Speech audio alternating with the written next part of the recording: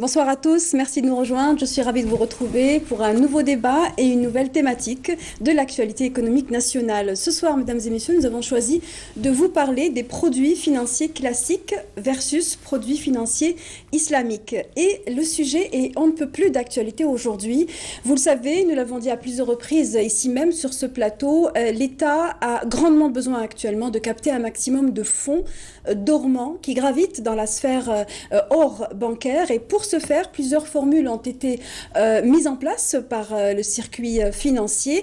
Des formules qui risquent de buter contre des principes, notamment ceux liés au taux d'intérêt. De plus en plus d'Algériens aujourd'hui refusent de toucher à l'argent de l'intérêt ou du rendement ou de la riba, car elle est contraire à leurs principes religieux d'abord, mais aussi leurs principes à caractère plus large. Nous allons l'expliquer plus en détail avec nos invités ce soir. La question que nous posons ce soir, c'est de savoir si les institutions financières sont capables aujourd'hui de s'adapter à cette exigence qui semble se tracer et de plus en plus marquée au niveau de la société algérienne. Sont-ils capables de s'adapter avec l'exigence et les principes religieux des Algériens?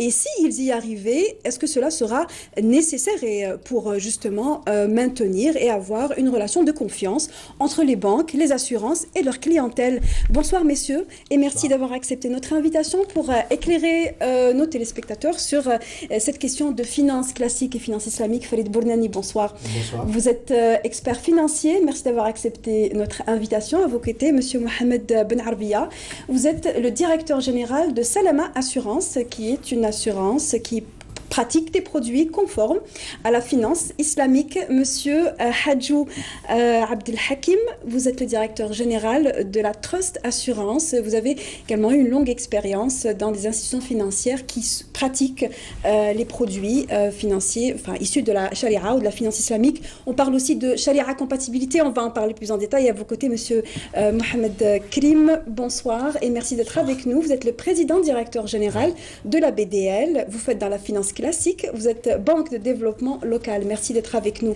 Avant d'entrer dans ce débat, il est nécessaire de s'arrêter sur un fait d'actualité. On vous parlait tout à l'heure de ces produits, de ces formules financières qui sont proposées ça et là au niveau des institutions financières.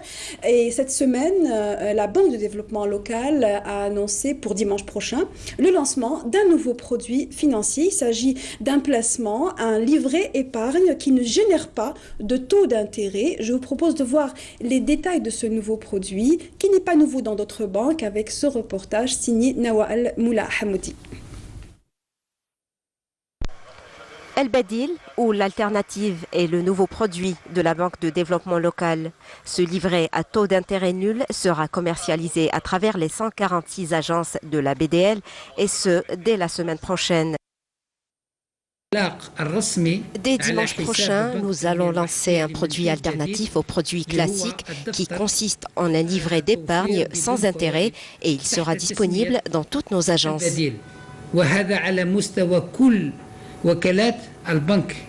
L'alternative est une initiative qui vient répondre aux exigences exprimées par une catégorie de clientèle refusant les transactions classiques avec intérêt. Une particularité, c'est que c'est un livret à bande magnétique. Pour sécuriser, la bande, c'est pour sécuriser l'ensemble des opérations du titulaire du livret. J'avais un livret d'épargne classique dont j'ai demandé la clôture à cause du système des intérêts. C'est une initiative très intéressante car, comme vous le savez, l'usure est bannie par notre religion. Grâce à cette alternative, je suis tranquille. La BDL lancera dès juillet prochain la deuxième génération du e-banking pour permettre à sa clientèle d'effectuer toutes les opérations bancaires à distance via Internet. Cette prestation moderne permettra aux clients d'effectuer toutes les opérations possibles par Internet, telles la consultation du compte, le téléchargement des relevés de compte, les virements et encaissements des factures par prélèvement, la commande de chéquier et réception par SMS du solde bancaire. Alors ce produit financier lancé par la BDL, on l'a vu dans ce reportage, donc est un compte épargne qui ne génère pas de taux d'intérêt. Il faut rappeler que d'autres banques avant la BDL ont déjà lancé ce type de produit. La